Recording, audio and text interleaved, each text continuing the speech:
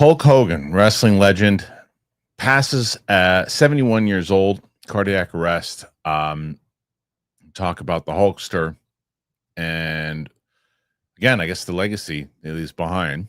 Talk about that and what a crazy week it's been with I guess a lot of my childhood, Malcolm Jamal Warner, Ozzy Osbourne, and now Hulk Hogan. So not the lightest of topics, but we're going to discuss that. We'll switch into the normal stuff too. Chris Hemsworth apparently is going to be the second lead in Avengers Doomsday. How's that going to work?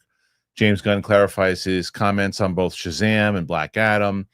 There's a couple new trailers, Five Nights at Freddy's, one battle after another, which I reacted to. So that and more with myself and the great Steph Sabraw. Let's get into it, everybody. It's the Kristian Harloff Show. It's here. It's today. The hell is today? It's Thursday. That's right.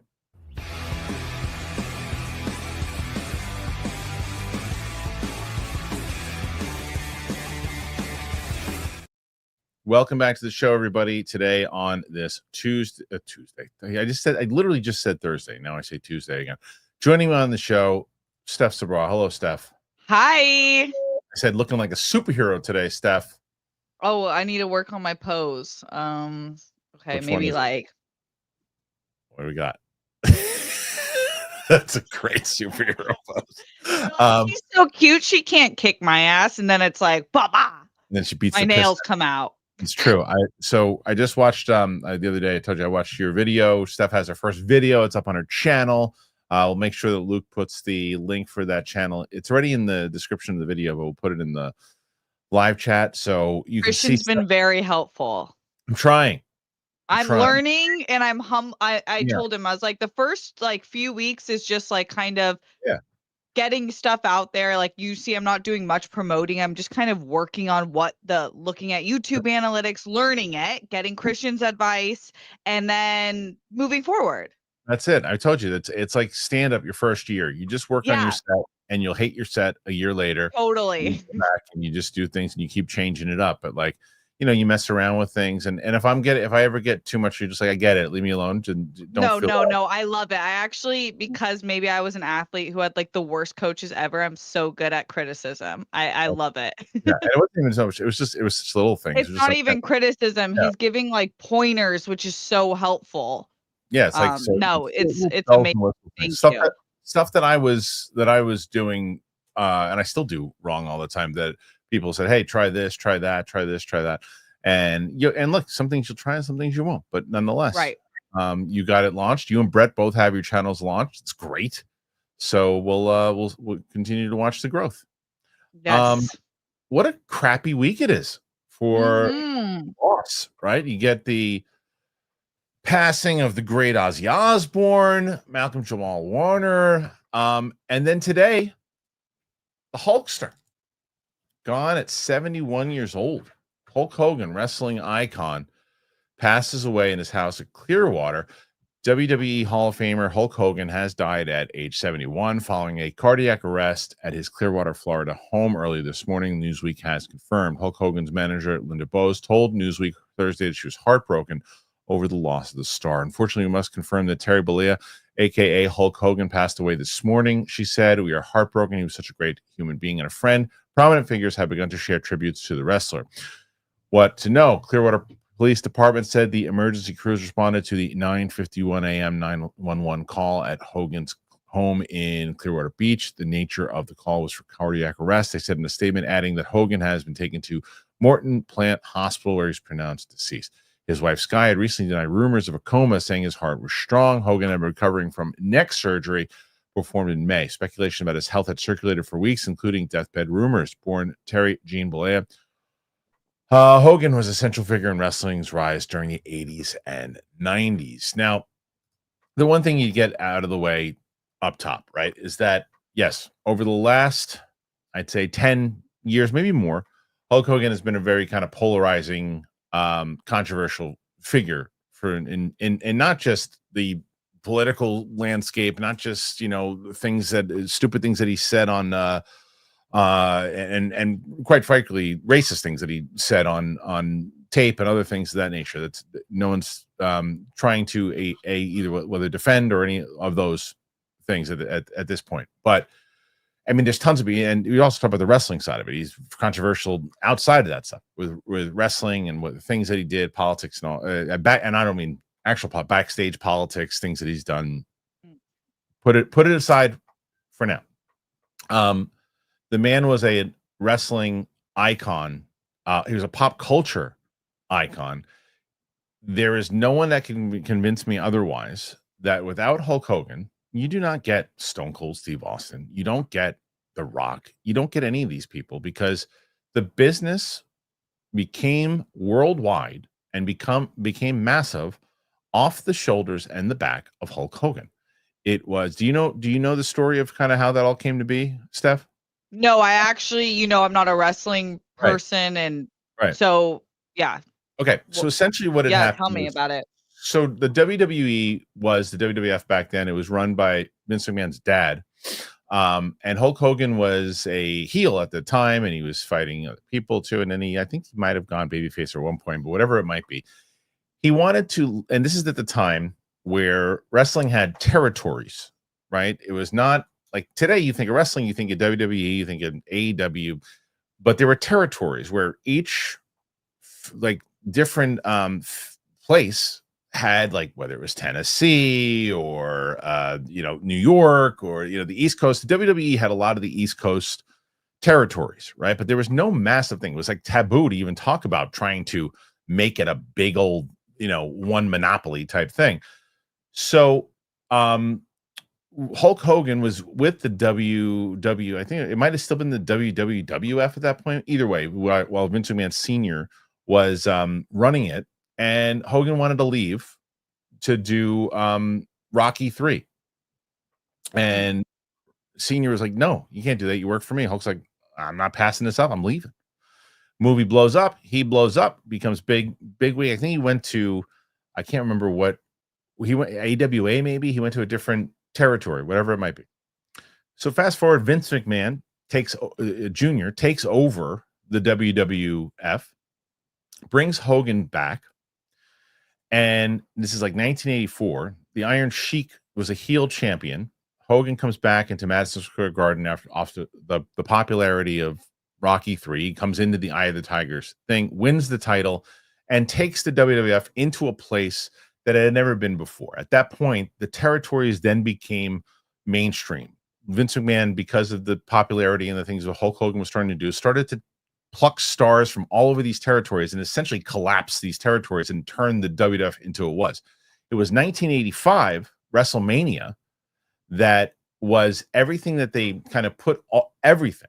They put everything that they had into WrestleMania at Madison Square Garden with Hulk Hogan, Mr. T versus Roddy Piper and Cowboy Bob Orton in a main event tag team match with celebrities everywhere. Like Muhammad Ali was there, Cyndi Lauper. Like it was this big, massive pop culture thing, and it turned the WWF into this huge entity. And it was Hogan who was the star of the show, and he was the star of the show from like 84 really until like 1990. He was the champion for a very long time. He lost the title like a couple different times, but they kept giving it back to him because nobody really could take his place.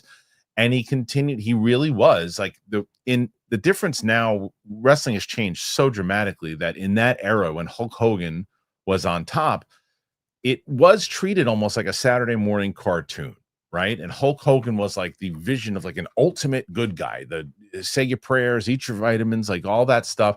And they did cartoons off of it. And he was the first real wrestler to cross over into that mainstream, more so than Bruno Sammartino did before him. More so, like it was just like this. Everybody knew the name of Hulk Hogan. So he really set it up. Like everybody, even people who have talked about him now that aren't fans of him. Like I think of like Seth Rollins, who said, look, growing up, how do you not watch Hulk Hogan? How do you know? Like he was the guy. He comes back and so many different things of what he did. He leaves the WWF when it looked like his time was done. And they were kind of replacing him. This was in the early 90s. And it looked like he was going to retire and just wanted to go into acting. And instead of doing that, Eric Bischoff, who had taken control of the WCW at that point, decided he wanted to try to get Hogan back and try to get Hogan into and make it a rival thing because no one was dethroning the WWF at that point. Hogan became their number one attraction piece, and it got WCW back on the map and started to have them compete. And then when they really took off is they made the move of turning Hogan heel when he had been the ultimate good guy for so long. Then he became the ultimate bad guy. And WCW then took over and beat the WWF in ratings for weeks upon weeks upon weeks in the Monday Night Wars. And Hogan, again, was the centerpiece of that. Eventually, WCW went under. And a lot of that was a lot of the politics that Hulk Hogan was doing behind the scenes. And he got himself involved in a lot of the booking and selfishly stuff. And again, getting away from. Then you fast forward to, and I'm leaving out some of the stuff that had happened in the 80s with steroid trials and all these other things that had happened, right? Too. But there's tons of it. There's just so much of it. But Hulk Hogan, because of the relationship he had with Vince McMahon, comes back to the WWF. This is because I was working there in 2001. He came back after I met him once, but it was in Vegas. It had nothing to do with WWE. So he comes back again, now much older, and doesn't headline the WrestleMania where he fights The Rock, but it's the match of the night. Him and The Rock. The Rock's is in his prime at this point. Fights Hogan, who was the icon, and they have this legendary match that was one of the best matches of all time. So he does it again, and he becomes yet again. What he did for the business in general, you can't argue with it. You certainly and are allowed to and warrant to have your opinions on things that he's done. There's no argument there, but you cannot argue the impact that this man had on professional wrestling and in pop culture. I don't know how you feel about this stuff. Yeah, I think it's one of those like classic separating the artist from the art. Yes. And I don't know much about wrestling, but I do know his name and I do know his face and I do know like the ripping shirts and I've seen kids enact it and like it's cool to think about the joy that he's brought in that sense. I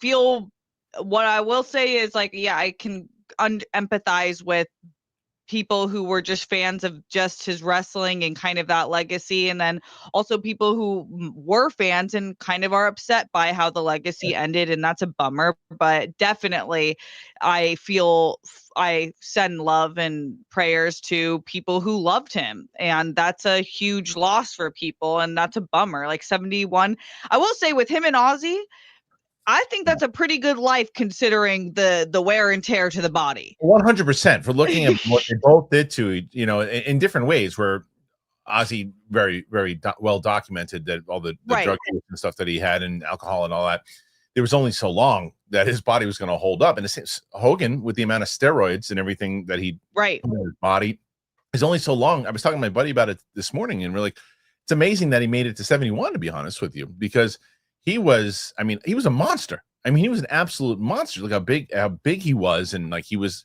massive, the 24-inch pythons and all that. It's like, and then when, again, you go into when he basically lied and they asked him on Arsenio Hall if he had ever done steroids. And he said, no. And then years later, that generation was just like,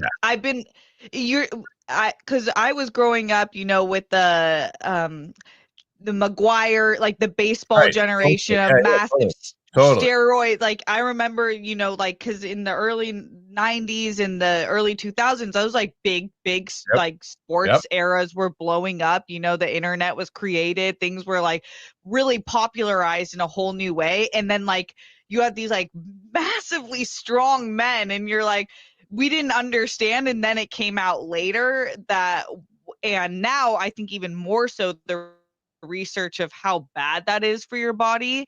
So I will say like 71 is it's still short. There's no time long enough for if you love someone, of course, but it's pretty long life in terms of like how much he did, especially for wrestlers. I mean, he outlived a lot of people that in his generation. I mean, for sure. It's just like it was. And I saw an article, it might have been a week ago, 2 weeks ago, and they somewhat referenced it. in this article that I just read about Jimmy Hart saying that Hogan, it wasn't looking good and Hogan's not doing well. And they were really close. I don't know if they were still close, but they were really close. So he might have known, and we'll probably get more information on it.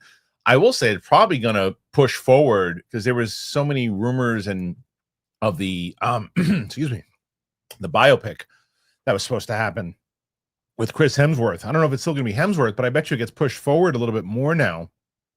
I wouldn't be surprised if that happens.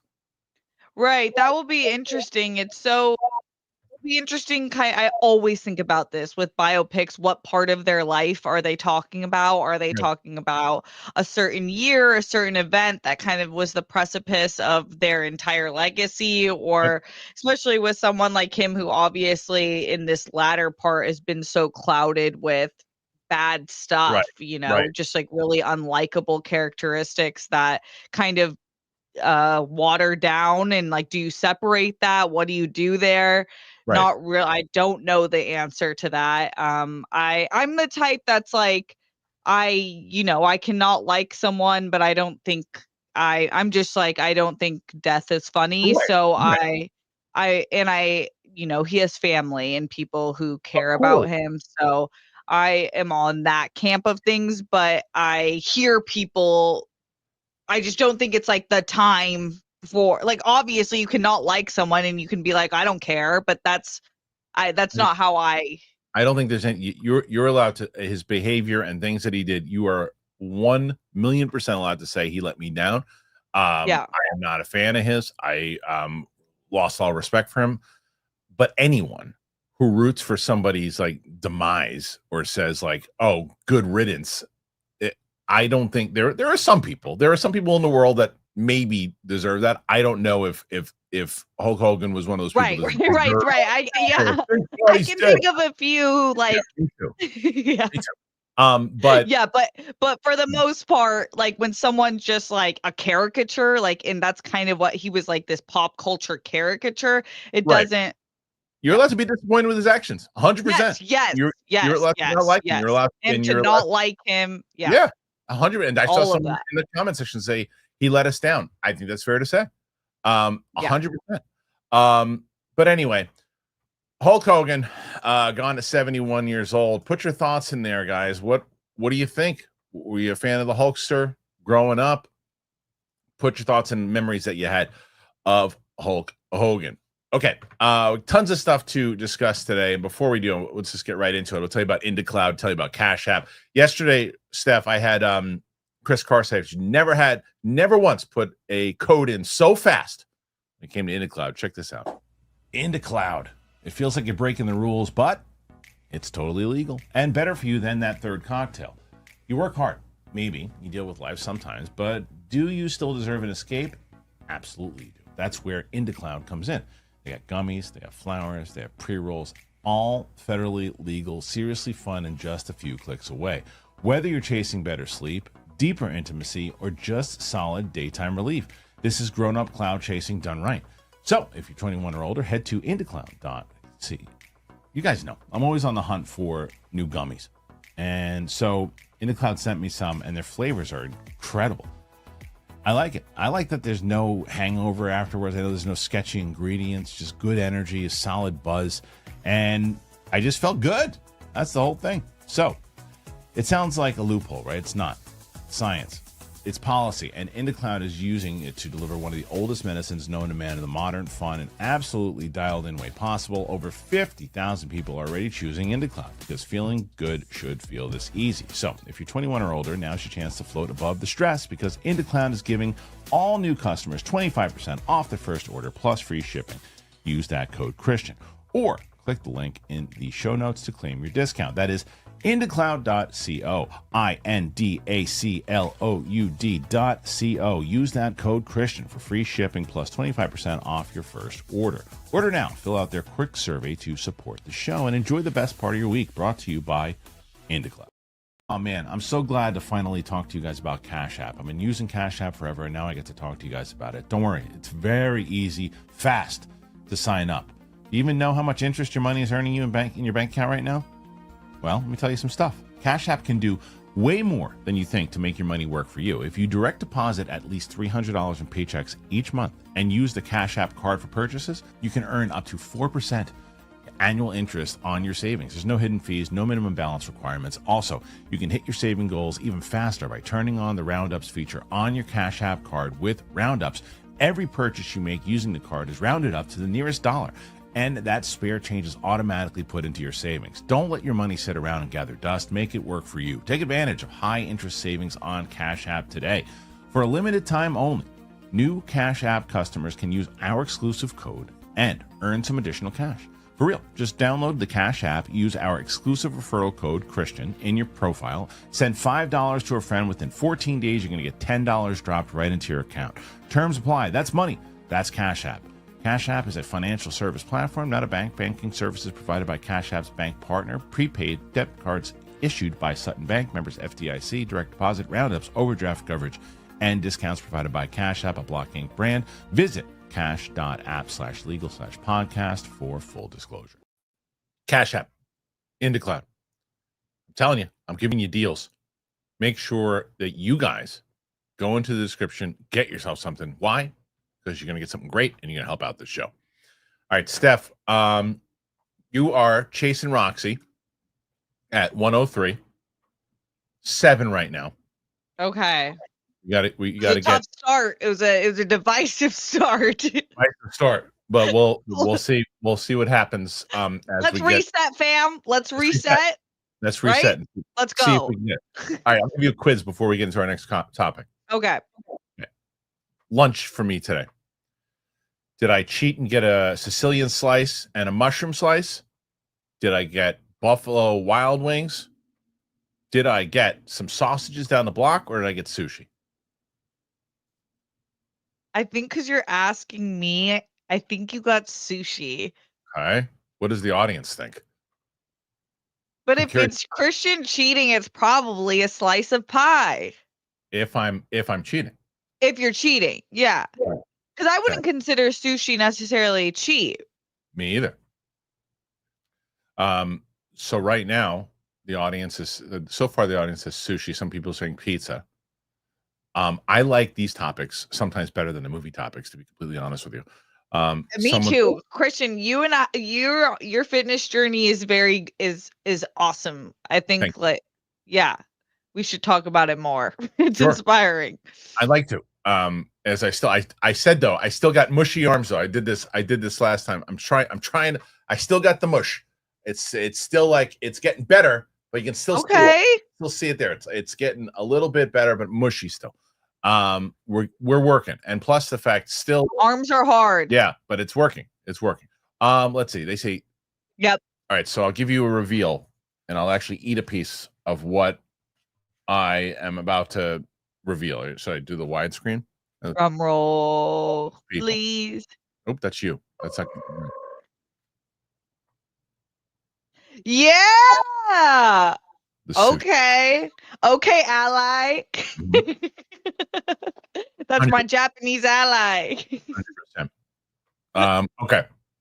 Let's see. So sushi, you guys win. Whoever said sushi wins, you win the prize. All right, moving on. Thor is going to come back, apparently.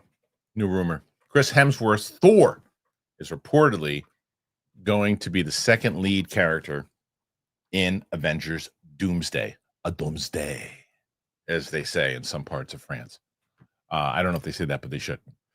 So Chris Hemsworth, he apparently is going to be the second lead. Sounds like the God of Thunder may have a much bigger role in Doomsday than we even realized.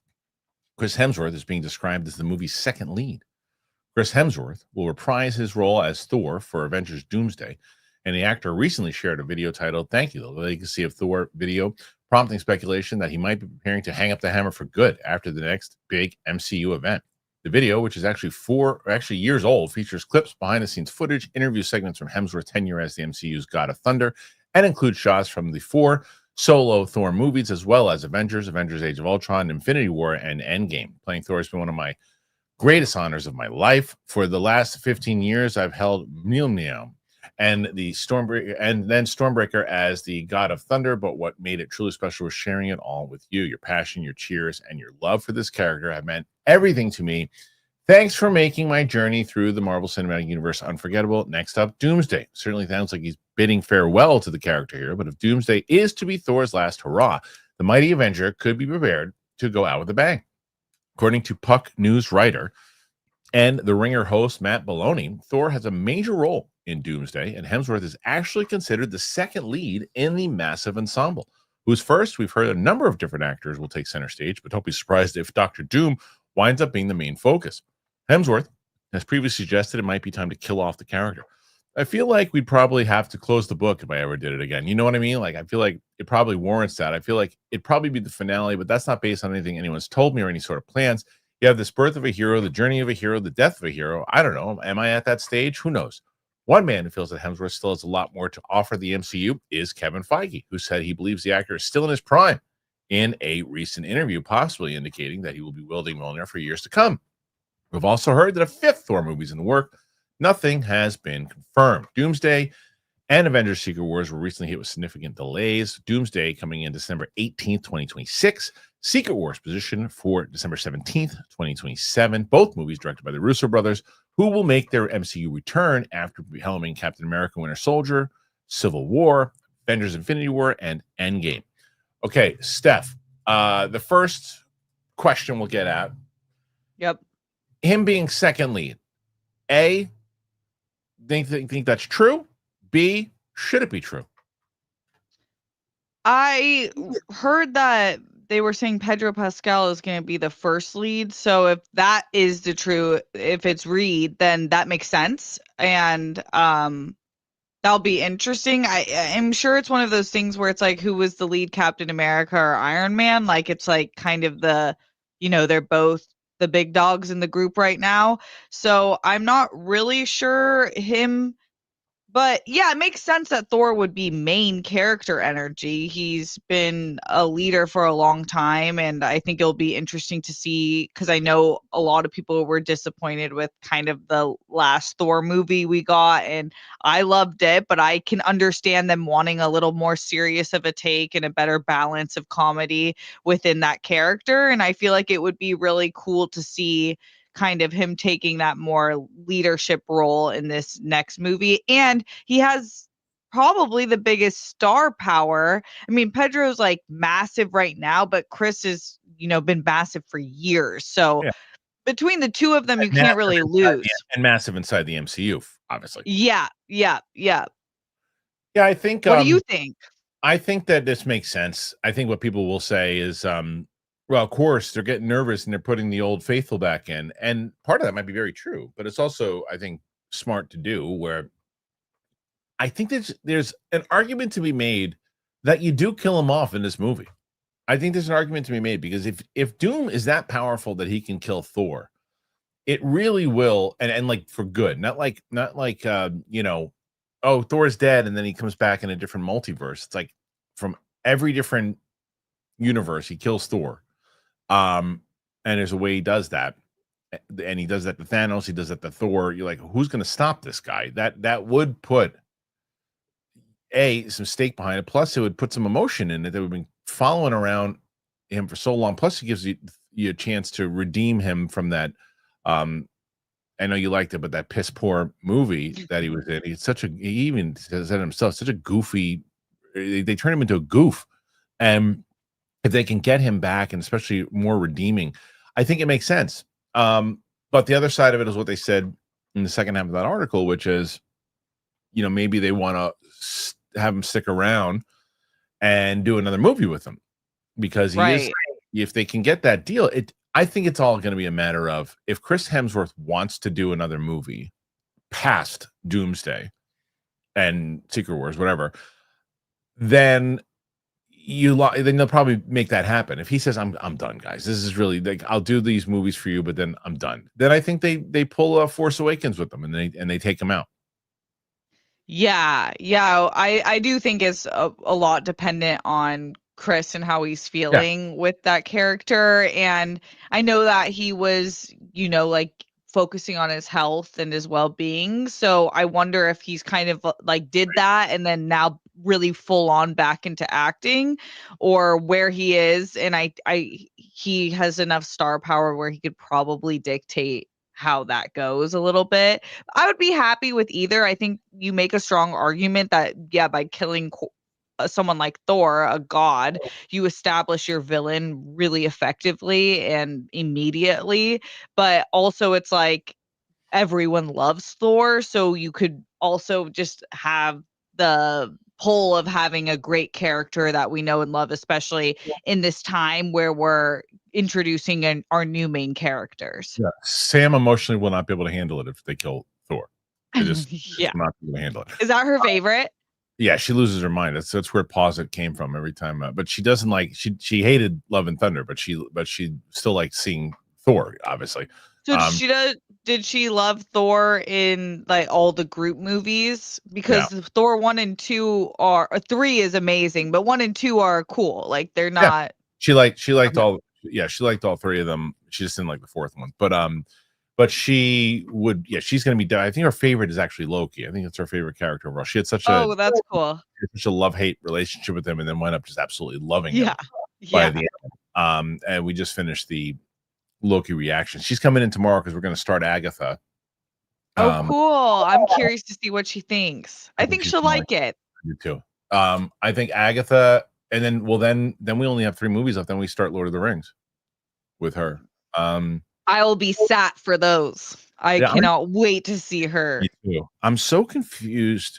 Not confused, but I wonder, because I saw this comment a few times that after we finish the MCU that I should show her the video of the reveal of Downey as Doom. Okay.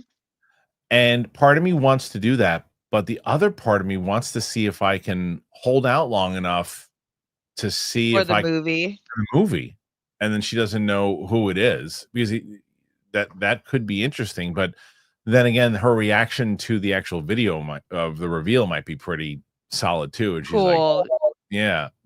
I'm so that's one of the most like curious things I'm waiting for, is what to see it and be like, I get why they made that choice. I just really want to know why they made that choice. And I hope it's in a really, really good, amazing way. Right. Not just because. Yeah. Not just because it's one of everyone's favorite actors and biggest losses in the MCU. I want it to make a lot of sense for that movie. Yeah, same. And he has to be so different than Stark. He just like, that in the reveal, he reveals himself. He got sunglasses on, and like, I don't know if he had sneakers on, but he might as well have. And it was just like, it looked like Stark playing Dr. Doom. So we have to see. I'm very curious to see. Anyway, when it comes to Thor, should he be the lead? Should he get another movie? Should they crap him out? What do you think? Put your thoughts in there. Let us know. Currently at 7 questions still. 7. Steph, what's going on? Used to be what's happening right now? I don't know. Like, do you guys need me to have another guy on the screen with me? Like, you guys, let's. I know 101. You're approaching. We got to get 103. That's high, Roxy. I've had a bad month. It's been bouncing back and forth between Roxy and Roka right now, which is interesting. Yeah. So Roxy hit 103. Steph's at 7. We'll see if we can pick it up. But there were some trailer reactions that I did 2 reactions to today, and I stuck to my word on one of them, and I'll explain that in just a moment. But the first one that dropped was Five Nights at Freddy's. This is probably the most this and Wicked are my oldest daughter's 2 most anticipated movies the year. Oh, that's such a fun personality split. Yeah, it's true. Universal Pictures and Blumhouse have released a full-length trailer for Five Nights at Freddy's sequel, opening in cinemas on December 5th. 1 year has passed since the supernatural nightmare at Freddy Fazbear's Pizza. The stories about what transpired have been twisted into a campy local legend, inspiring the town's first ever Faz Fest. Former security guard Mike, played by Josh Hutcherson, and police officer Vanessa Elizabeth Lale, have kept the truth from Mike's 11-year-old sister, Abby, played by Piper Rubio, concerning the fate of her animatronic friends. But when Abby sneaks out to reconnect with Freddy, Bonnie, Chica, and Foxy, it will set into motion a terrifying series of events, revealing dark secrets about the true origin of Freddy's and unleashing a long-forgotten horror hidden away from decades. The animatronics out in the real world and causing chaos in this follow-up to the 2023 film adaptation of the famed video game series from Scott Cawthon. Despite poor reviews, the film made $297 million worldwide to become Blumhouse's highest-grossing film to date. Also set streaming records for Peacock when it simultaneously premiered. Other returnees include Thaddeus Crane, Matthew Lillard. I said Michael Afton. I kept saying Michael Afton, and I'm going to get. I haven't even looked at the comment section. I kept saying Michael Afton and as my Matthew Lillard. I'm going to get my daughter is gonna give me shit for that. Anyway, who cares? So this movie overall is going to do very well. I don't know the answer about whether or not they're doing simultaneous to this with streaming the way that they did last time. Does anybody know the answer to that? Oh, yeah, that's a good question. This seems like a movie that would do well on streaming. Well, the last one broke records. The last one, it did it's streaming. It's one of the rare movies that did well at the box office and on streaming the same day. Oh, yeah, that's right. That's right. Yeah, I wonder if are they doing that again? Oh, it's only probably. Oh, okay. Galaxy says only in theaters. So, smart, I think, to not put it on this time. It's like, yes, you got lucky the first time. Don't push it. It's like Dune. Yeah, don't push it. Dune and Dune 2. Yeah, that makes sense. So I think this movie is going to do very well. I think that it's very different. I mean, again, my daughter is not as obsessed as she was with it, but it was all there's Five Nights at Freddy's books all over the damn house and posters and everything too. I've heard about Michael Afton and William Afton and all this stuff a million times over. And I know that the lore is different than, what they do in the games and the books. They're changing it up. Fans still supported it. So I think that it's going to do well. It looks fun. I think they're smart to keeping it PG-13, but I don't know, Steph, what do you think about this? Yeah, this is fun. I didn't know about the franchise until you were talking about how your daughter loved it. And then it's like a really fun balance for me. It's like hits that perfect balance for me, who doesn't love super scary, but I don't mind like a fun, scary time. And I think this is fun, and it makes sense why they are going to theater. And I think it will do well, especially if people responded really well to the first one. I am seeing this uptick in interest in going to the theater, which is really exciting. So hopefully it moves forward in that direction and it will do even better than the first one. I agree. So what do you guys make of Five Nights at Freddy's 2? Are you going to go check it out? You're going to go see it? Are you a hardcore fan? Do you forgive me for calling William Afton Michael Afton? All right. Let's move into this. Steph, I got great news for you. You're no longer at 7. You're now at 8. Okay. Good job. So I made a promise to the audience. I made a promise to myself that one of the things I wanted to do, as I mentioned to you, I think last week, I did a trailer reaction for the Luca, Julia Roberts, Andrew Garfield movie After the Hunt that I believe is going to be probably one of the biggest Oscar movies this year. And I wanted to bring attention to it. It was one of my most anticipated movies. And I was very aware that a lot of people weren't going to watch it because most people just click on the comic book movies or the big IP movies they watch. They'll watch Mortal Kombat, but they won't watch the smaller movies. And a lot of times, admittedly, I'm like, well, why am I covering that then? And I was like, well, and I saw a couple of people like, well, if you really like it, you shouldn't worry about the algorithm. And I said, you're not wrong. But I'm going to test you guys and see if you really want to do it. The way to do it is I'll put these things out, I'll bring attention to them, but for the people who are watching it, it's their job to comment on it and click like, so more people that the algorithm essentially pushes it to bring attention to these things. And I did that today, and not surprisingly, again, it's eating shit on the channel because people keep saying how much they want me to do this and they don't watch it.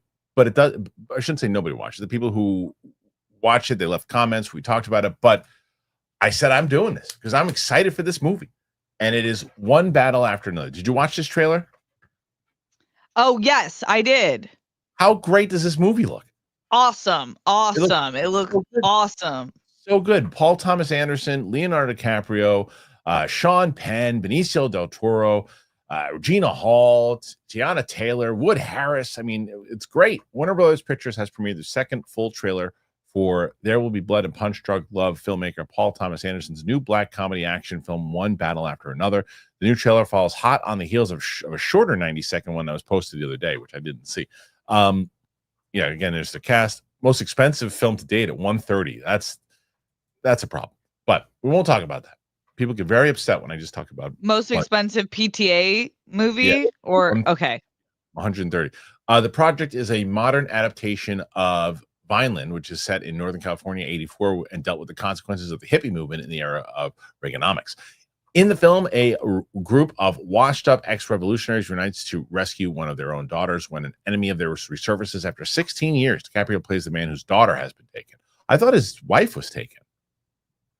I don't think that's true. I think his wife has been taken because he's talking in the audience. He's talking with his daughter. I don't think. Yeah, he's with his daughter. I think they're wrong there. Michael Bauman is lensing the film in 35 millimeter VistaVision, while Radiohead's Johnny Greenwood is doing the score. One Battle After Another opens on September 26th. I loved this trailer, and I loved it for so many different reasons. I loved it because it looked very different from other Paul Thomas Anderson movies. Yes. And yet similar, because they're such a Paul Thomas Anderson moment when he's walking out. He's like, I need a weapon. All you got is nunchucks. It was like I was like, remind me of something out of like Boogie Nights. So I really dug it, and I liked what they did there with it. And it probably is going to get a little weird, but I like the setup behind it, I like the music behind it. I loved this trailer. I thought it was fantastic. Plus the fact I just want to see different movies. And this is the time from September until December, you get more of like the more substance type of movies. Are you frozen? Yeah, definitely. I was also. Can you hear me? Yeah, you're in delay. It's okay. Keep going. Can you hear me? Okay. Okay, I was really excited about the cast. I thought it was a super cool mixture of people. I am continuously Regina Hall's biggest fan. I just think she is so underused. I know she's a legend and she is in a lot of stuff, but I just think like if you watch her interviews, like she'll be on a movie set with like 10 actual, like they do comedy, they're stand-up like legends, and she's funnier than them. Like she is so underrated still. And so I thought it's cool to be in this PTA movie. Leonardo DiCaprio is like this disheveled weird dad. I think is a fun play for him, and it makes sense kind of like as he ages. Like I kind of want to see him in more of these types of roles. And Tiana Taylor is just an exciting artist to watch because she started as like a massive R&B singer, and then she's kind of like let that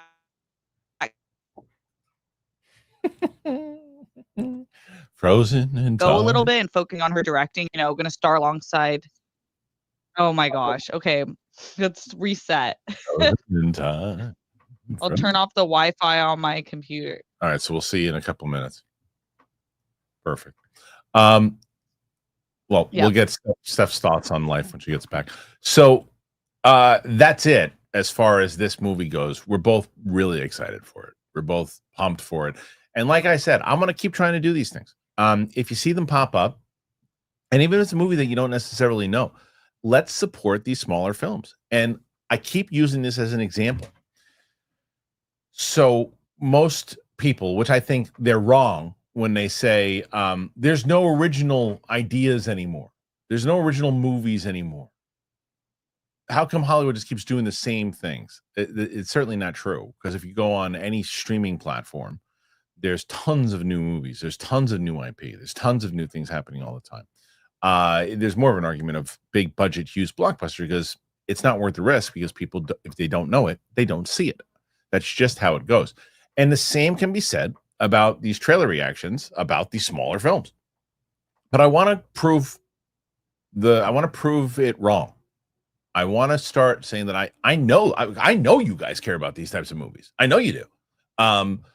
So when you see certain movies that you might not even know that I'm doing, click on it and comment it and like on it, because I want to bring attention to these movies. Also, to be completely honest with you, and maybe it's a selfish thing, could be.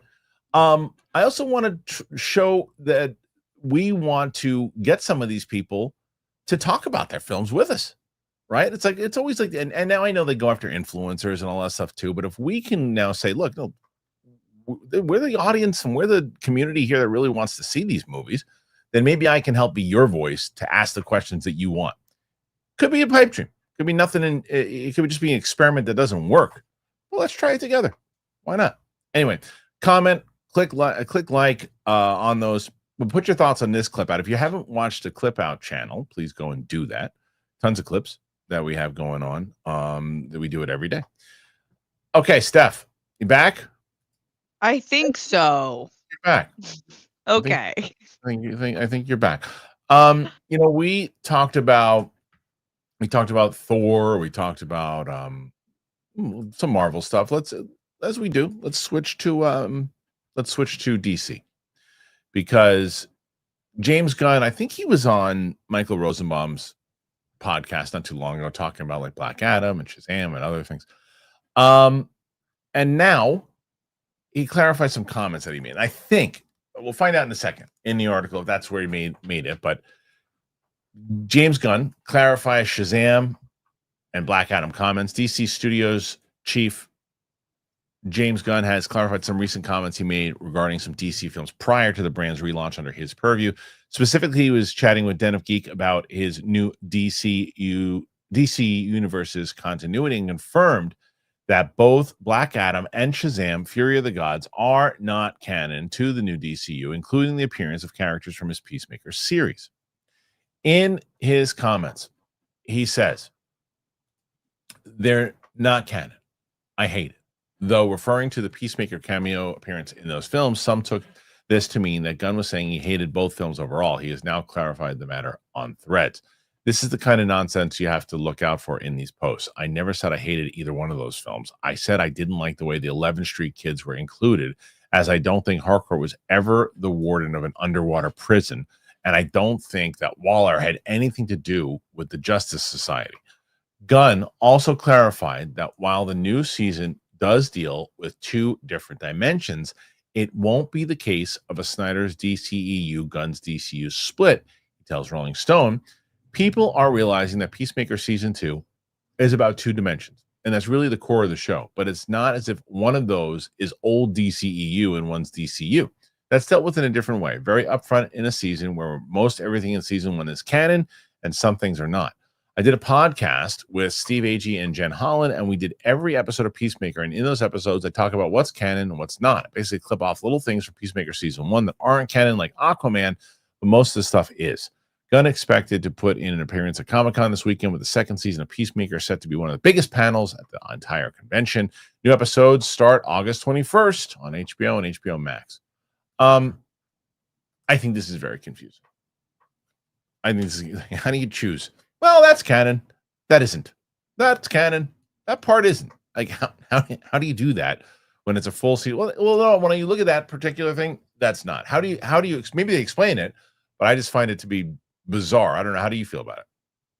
Yeah, it is confusing. I'm kind of not gonna look too into it and just see what the movies or the shows that come next are presenting itself, and then just kind of tie it together in my own head. And if I have questions, I can go look at the internet and see what other people are saying. But I think that we're reading too into it. And I think that James Gunn, in an effort to be fully transparent with fans, which I do adore, and I think a lot of us do, but a lot of people, get rubbed the wrong way with him too. And I think that it's like becoming a little too confusing. It's coming out of a good place, but I think that they should just keep it pushing, and then if there's if the movies and the shows don't kind of justify questions for us, then I guess then is the time to answer the questions. Yeah. But I want to just see what it is. And it's like, I just doubt we're going to see stuff and be like, I'm confused. Yeah, he's just too good of a filmmaker to be like confusing like that. Let's see how they do. I mean, the series is coming out really soon. So, yeah, let's see. We'll see how they put it together. But I also like that he clarified. So he's like, no, I'm not saying I hated those movies. I hated the way that they used the characters I'm using because it doesn't make sense. It doesn't make sense that Waller would be doing this. And so I guess he's allowed to, though, as the DCU filmmaker, to say like, well, that's clearly not canon. And I'll tell you right now that thing that happened in Black Adam never happened in my universe. It just didn't happen. Though I wouldn't have made that decision. It's the Peacemaker stuff that he was in charge of that he has to now navigate into new Peacemaker season 2. And maybe they do it well, maybe they do it poorly. I don't know. But what do you guys think about the comments that James Gunn made about it? Do you think it's confusing? You think it's not confusing at all? And like Steph said, will we find out when we find out? Put your thoughts in there. Let us know. Okay. Last one, and this is for Steph because there's a first look at Aman Esfandi's returning Ezra Bridger from Ahsoka season 2. So season 2, very highly anticipated by Steph. So we'll see. She hasn't seen this yet because I just saw that it just went up. So this is the first look. New look at Aman Esfandi as the returning Ezra Bridger in Ahsoka season 2 has been revealed at San Diego Comic-Con. Okay, I guess the San Diego Comic-Con just started. So as the Jedi looks ready for action as he prepares to battle Grand Admiral Thrawn. There isn't a film or television-related Star Wars panel at this weekend's San Diego Comic-Con. As a result, fans of the galaxy far, far away will have to continue waiting for the trailer's first show at April Star Wars Celebration to be officially released. On the plus side, we have a first look at Ezra Bridger from Ahsoka season 2 displayed on the convention floor. In the season 1 finale, the Jedi finally managed to escape Rita and reunite with Hera. However, Ahsoka Tano and Sabine Wren were left behind, meaning it's down to Ezra to lead the charge against his fellow attorney, the villainous Thrawn. The trailer shown in Japan earlier this year was presented in the style of the classic teaser for The Empire Strikes Back and established that Ahsoka Tano and Sabine Wren are racing against time to stop Skull from unleashing a powerful new threat. Ezra, Hera, Zeb, meanwhile, appearing to have their hands full with Thrawn's sinister plans for the galaxy, while we caught sight of a mysterious new villain who appears to be a Force-wielding Night Sister. She's wielding what looks like they could be green lightsabers, perhaps even light whips, similar to what we saw in the Acolyte. Oh, and we can't forget that Chopper was depicted wielding a massive gun, clearly eager to add to his ever-increasing kill count. At Star Wars Celebration, it was confirmed that Rory McCann has been cast in the role of fan favorite character Baylan Skoll, originated by the late Ray Stevenson, and Hayden Christensen will return as Anakin Skywalker in the upcoming season. Let's see. Production's currently underway on Ahsoka season 2, though a premiere date has not been announced. There's a shot here. Not much to it. He just kind of smiling, and with that's about it. Let's see if they give him a little bit more to do. I think he was kind of sidelined in the last one, and I still hate that stupid moment where he doesn't use the lightsaber. Ridiculous. This thing against the lightsabers is really dumb. And the getting thrown across the thing by someone who just learned how to use the Force 5 seconds ago. Let's hope he makes better decisions this time around in season 2. But there's the shot. What do you make of it? I think the shot looks good. It's good to see him, off planet where he was and back with his crew. So that will be exciting and give him more to do. Like you said, it's like he's such a cool character. There's so much there.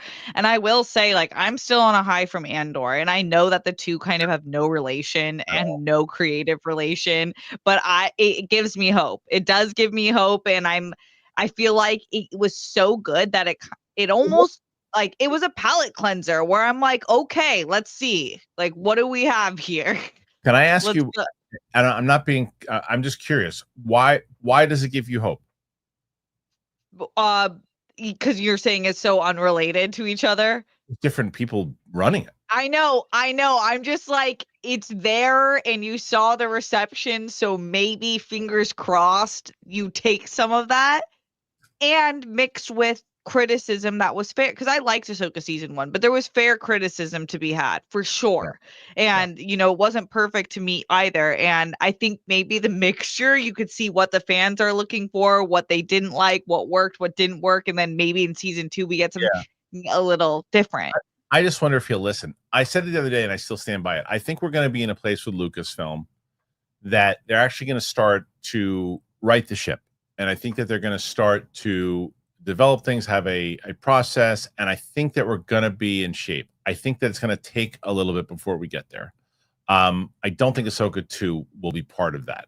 I think that Ahsoka 2 is still Filoni, and I don't think Filoni listens. Like you say, he listens to the fans. I don't think he did anything wrong in the first one. I think he loves what he did in the first one, and he forgets that it's essentially just another version. It's very hard. If you could have made Ahsoka season 1, you could have made that an animated show, and the same, not changing a thing, and it would have been a fantastic animated show. It didn't play in live action, and I watched. There was a couple things that I really liked, and it was on the rewatch and going through and thinking of things again, where I'm like, okay, maybe I'm Kool-Aiding myself because I think this is really poorly written.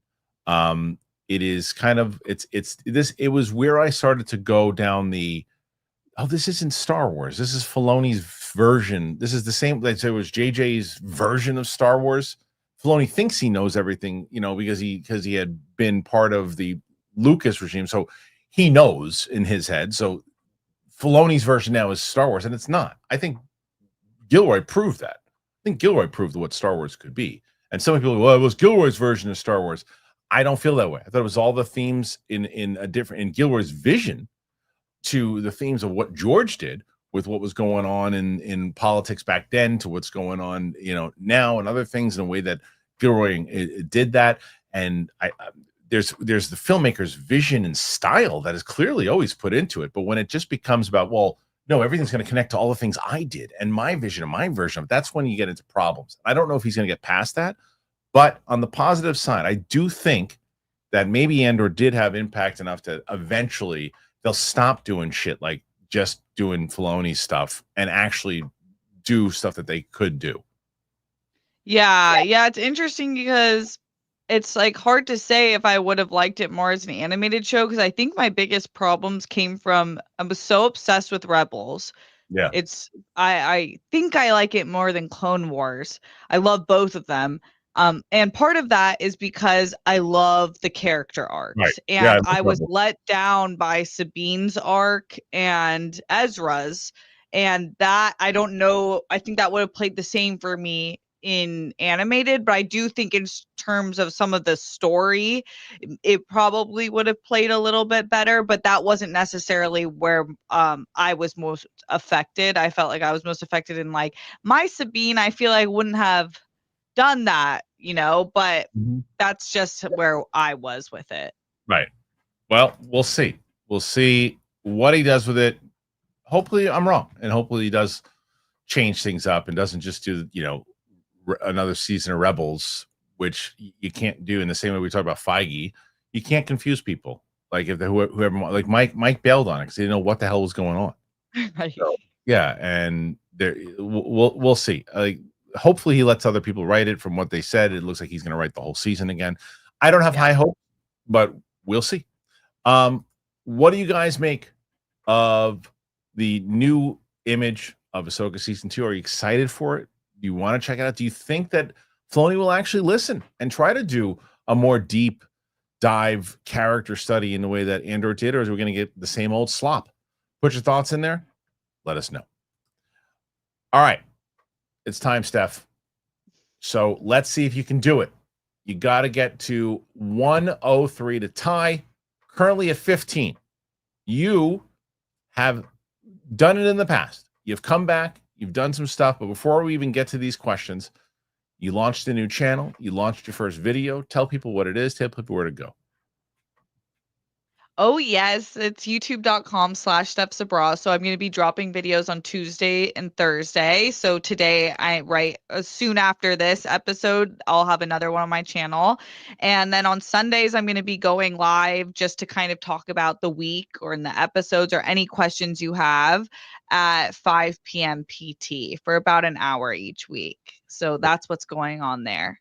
Please go check it out. She's working hard on the show. And if you like Steph's style, Steph shows you how she picked out her outfits going into the Disney trip. Plus, you get a debut of Harry. Oh yeah, Harry's so because he's so in my life, he can't avoid it. So he's had to kind of swallow the pill that he's now on YouTube. He's all over it. So you get to see Harry. So go and check it out. All right, Seattle KO. I saw Eddington last Friday, then I watched Fantastic Four tonight. I might as well watch The Materialist next week for the Pedro Pascal trifecta. Let's go, Steph.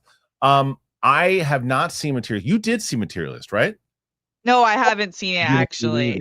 Okay. I'm excited to see it, but yeah, it was interesting. It was one of those ones that was so gassed up, and then I feel like people were let down by the storyline. So I want to see it. I love the three main actors in that. I think all of them are awesome. So I'm definitely going to see it, but I just kind of missed its theater run. Yeah, I'll probably watch it with Sadie this weekend. I think it's available on digital. Joshua Gonzalez, Thunderlips, I'm the man versus Thunderlips, the ultimate man versus the ultimate meatball. It's from Rocky 3. Thunderlips, baby, in the flesh. R.I.P. the Hulkster. Have you ever seen Rocky? The Rocky movies? Oh yeah, yes. I love the Rocky movies. Rocky 3 when he fights Thunderlips. I wonder if I saw Rocky 3. I saw Rocky 1 and 2 for sure. When he fight with Mr. T is in Rocky 3. Then I didn't see 3, I don't think. You please save that and don't do that for anybody else. Okay, yeah. All right. Let's see. Let's go into the next one here. And you know what I was also thinking what I can do, by the way? It's that so Sam and Sam wouldn't get mad at me saying this at all. That Sam right now wouldn't be able to, like, if I did a video with like her and like Sadie, it'd be tough for them to host it up top because this is not what they do, right? There might be a world if we can't. I mean, I think that Luke is still working on the virtual side of things, and he's going to we're going to do a test on it tomorrow. But even if I can't get it to work, maybe what we can do is try to find, whether it's your place, whether it's Winston's, or maybe like you and Winston can just do one together, because you've done them together without, like, people on, like, you'd be able to run it. Like, you and Winston could watch some movies, and then, like, whether it's at your place, his place, whatever it is, and then we could do it that way to where you still have in person. That might be something we can explore too, if you guys are up for it. And Chris Carr, she's got a good setup too at her place. Right. Yeah. Okay, so we'll keep talking about it. So there's ways to do it even if I'm not on the videos with everybody. So we're exploring to get the rest of the team to do reactions on the channel also. Julius Wyatt, man, that new South Park episode was so good. Hulk Hogan and Ozzy Osbourne in the same week is nuts. Watch Fantastic Four tonight. I can't wait. Yeah, it is pretty nuts. We lost both Ozzy and Hulk in the same week. And Malcolm Jamal Warner. I didn't see the South Park episode. Oh my gosh. I'm actually, I don't know if you know, I'm a longtime South Park fan. Okay. I do love South Park. I've seen most of the seasons, and they're just genius. I think I love the idea that anyone at any time can get it. Like, right, it's like, it doesn't matter who, what, where. If you are like in their realm, they're good. They're coming for you. Right. So what was this one about? Oh my gosh. They put Trump in bed with the devil. Just like kind of similar to what they did with the movie with Saddam. Yes, exactly. So they just went at it. Yep, okay. I love South Park. Love them. Okay, yeah, I haven't seen it in quite a while, but they're pretty brilliant, those guys.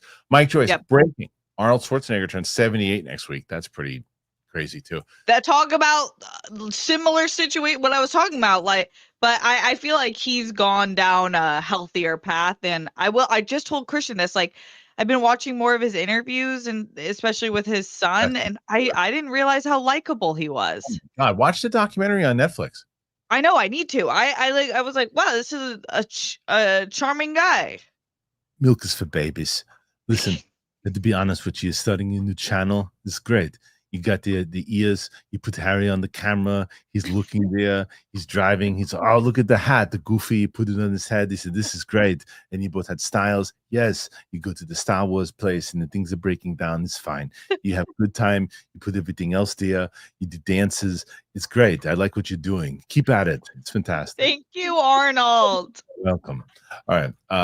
Yeah, watch his stuff with his horse and his donkey in his house. It's amazing. Yeah, you told me that. I need to see that. And Lulu, just type in, this is whiskey. This is the whiskey. What are you doing? Don't eat off the tape. I'll give you some deal. Here, take that. Yeah, come over here. They're eating the grass. I'm trying to do videos. They have no manners. It's the best. Absolutely the best. That's Hysterical. All right. Currently at 20, Steph. People are pushing. Hey. Pushing. Chris J. Herman. Hulk Hogan was the face of wrestling and helped make it what it is today, but he's also a racist piece of trash that backstabs so many people. I think it's fair to say.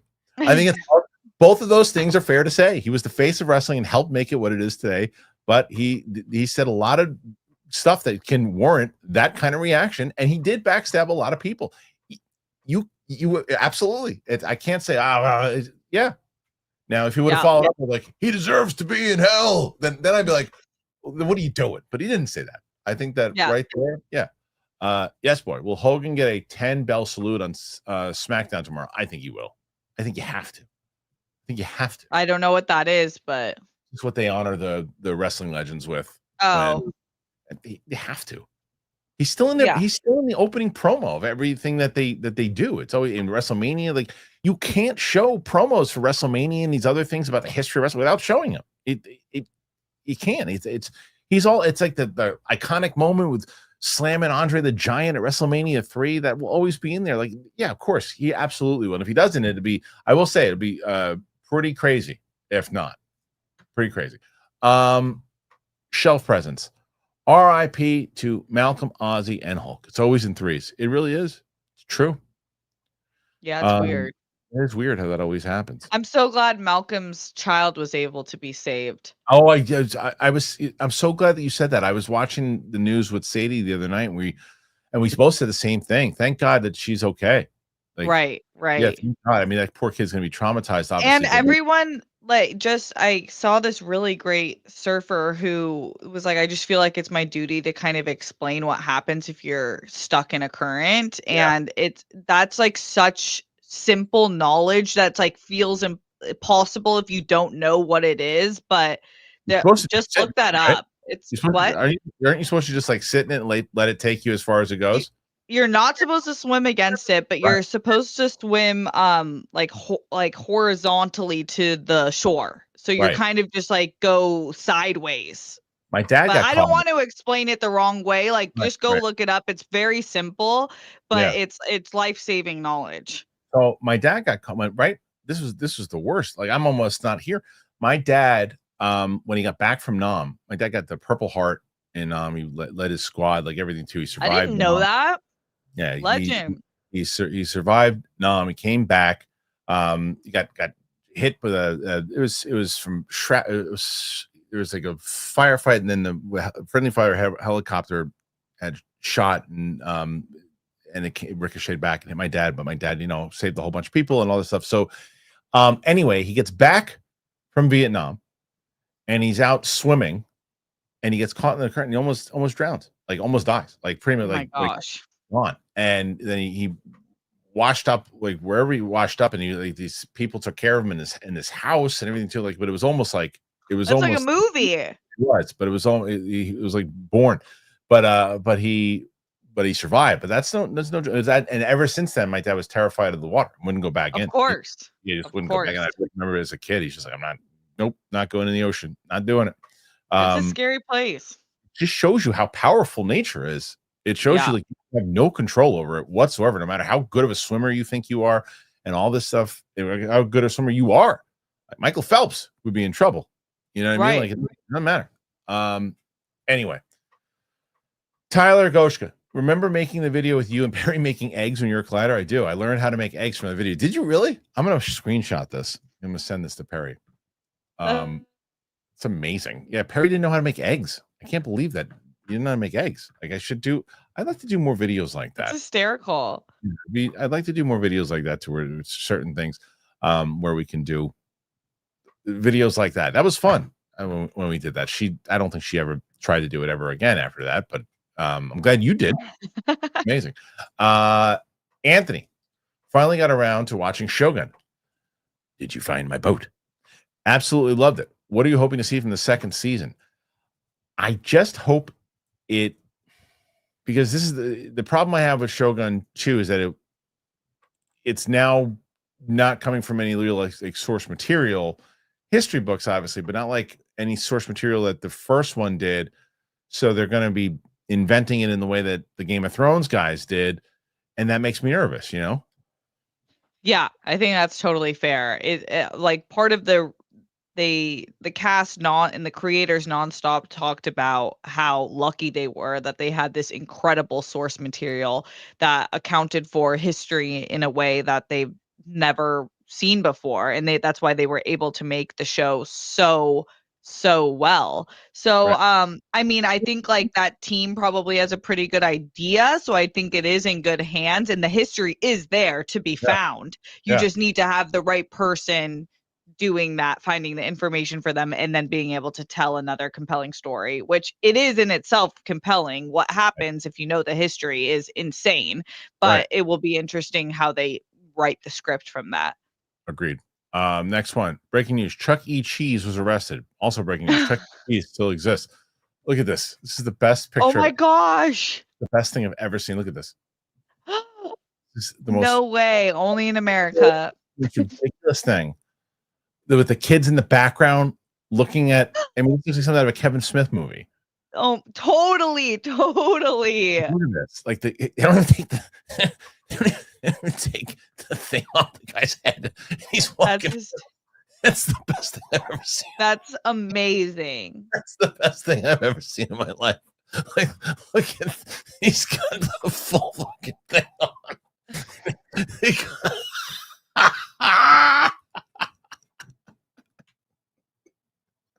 The little girl in the background, like best. That's the best thing I've ever seen in my life. I love how he didn't take his mask off. Oh, he didn't take it off. The cop didn't take it off of him either. How do you know it was a guy? He let him keep his dignity. Oh, hilarious. Or did he? Right. Oh, that's the best. Credit card fraud. Damn. Hate to see it. Best. That's the best picture I've seen all week. Hoot Shoot Riot.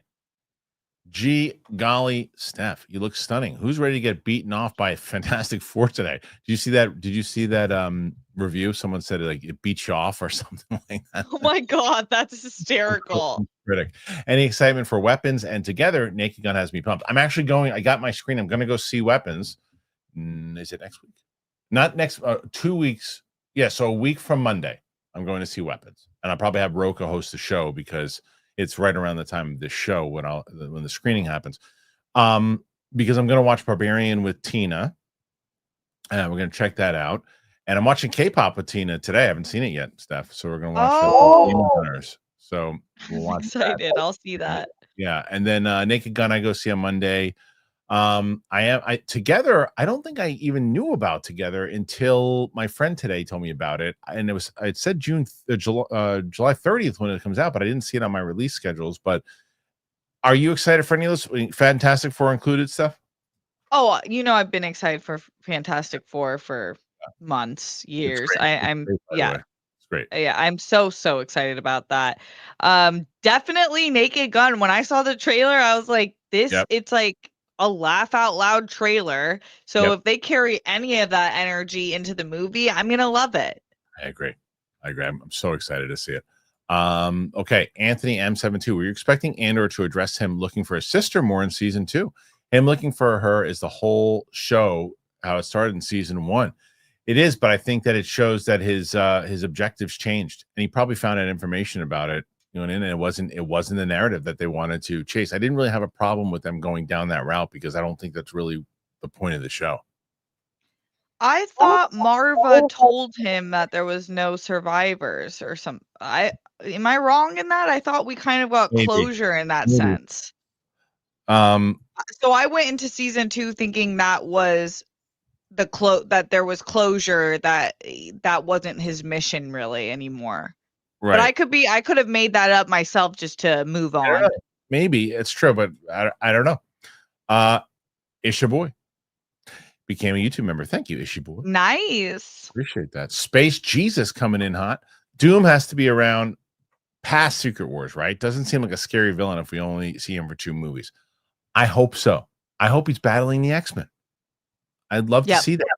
Yeah, let him fight through.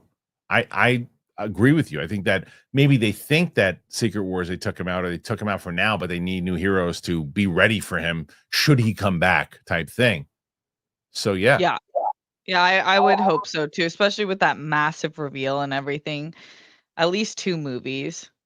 2 movies. Pooch shoot right. Any chance of Steph Balls defending Action Star? Have you seen this clearly? The Will Smith thing? No. You haven't seen it either? Nobody's seen this. I gotta play it again. I always play my buddy's video to show people. So Will Smith had a freestyle that he did, and it wasn't good. And so the 2 things that really came out of it were the line was, and I'm an action star. And so I want to see what you think about the actual line, because I just have my buddy who reacted to that one particular line. Hold on a second. Give me a second. There it is. I'll play it for you, Steph. Yeah, I can't believe you haven't seen this. This is just my friend reacting to it, so it's not like the full video of the freestyle. It makes me laugh. Not as much as Chuck E. Cheese, but it makes me laugh. Okay, here it is. Check it out. And even though I'm an action star, sometimes I'm an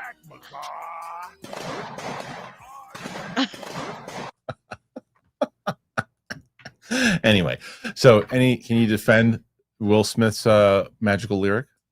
At least he said he acts bizarre, because it was. Yeah, it was bizarre. It was. Yeah. Anyway, so no, I don't know. Yeah, he should stop. Yeah. The rapping's not working for me lately. Girls.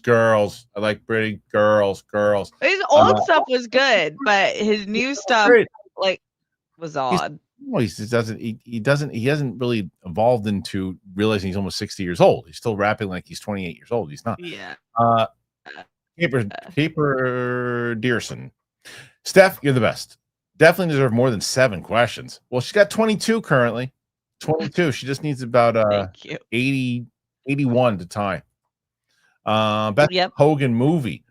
Santa with Muscles. R.I.P. Would shoot right. I know how terrible it is. I know it's awful, but no holds barred. Yeah, no holds barred. I've never seen a movie with him. Makes sense.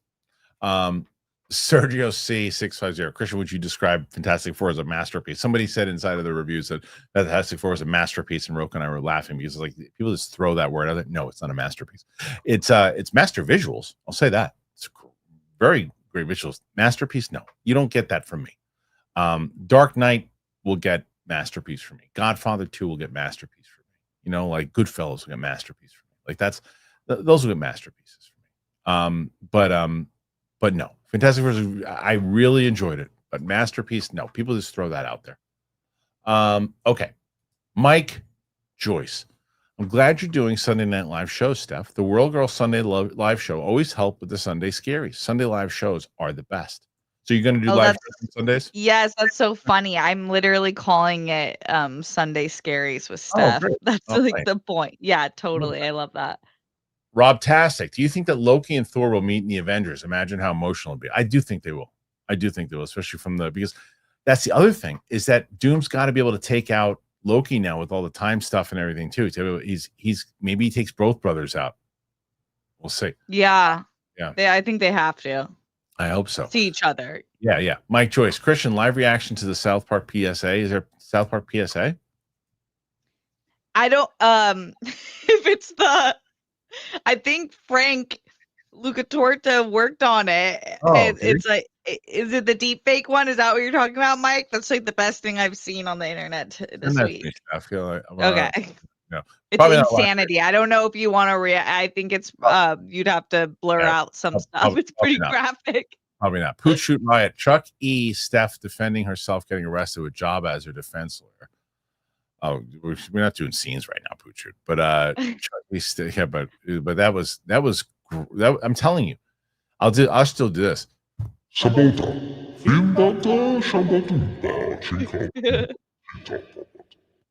you go. That's him. That's his defense on that. Yeah. Nathan Drake, have either one of you seen The Amateur? Yeah, I did. Solid thriller with a great performance by Rami Malek. Those are the kind of movies I hope they make more of. Yeah, it's a good one. Those are the types of movies, though, that, I mean, it didn't do very well in the theater, obviously. Those are right. It's hard to get people in the theater to see them, but I thought it was good. My wife and I dug it. Thought it was an interesting take on what they did. The Rami Malek was great. So yeah, it was good. I love Rami Malek. Yeah, I definitely think it was one that I think would have done really good just straight to streaming. Yeah. And in the same way that Chris Hemsworth's, what was his action film on Netflix that stayed to Oh, Attraction? Right. That was so good. Two of them. Two of them. Yeah, both were solid. So Okay. yeah, we like the Amateur. Okay. URQ MDSMD support for Steph. Good luck with your YouTube channel. Thank you. When's the next one? The next video? Today. Dropping? It is dropping today. Okay, great. Yep. Excited to see it. Yeah, this one was kind of just like I wasn't even planning on doing it, but I took my mom to Superman. My mom's the biggest Superman fan I know. Like She like it? Like she's obsessed. It's Oh, like she loves it. Okay, good. yeah. It's like everything. So just watching her brought me so much joy. So I was like, I'm gonna make this an episode. So I just put it together quickly. Yeah. All right. So Steph, right now, you've got 25, and this is the last one for now, unless people want to keep you on, give that epic comeback that you've done in the past. But if not, we sign off and we'll be back here tomorrow. Jack Lewis, RIP to the Hulkster, a true American icon. Definitely a pop culture icon. There's no doubt about it. So Steph, we'll give you a final plug. See if people want to keep you going here. If not, we'll see you back here next week. But final plug, where can they find you? At youtube.com/Steph Sabraw and everywhere at Steph Sabraw. And then I'm going to be dropping the next video at around 1:30. I think it's set for. So in the next 30 minutes, if you're on 30 your time. Okay. Yep. Right. Makes sense considering it's not 1:30 here anymore. All right, guys. I want to thank you guys for being here. I want to thank Steph Sabraw for being here.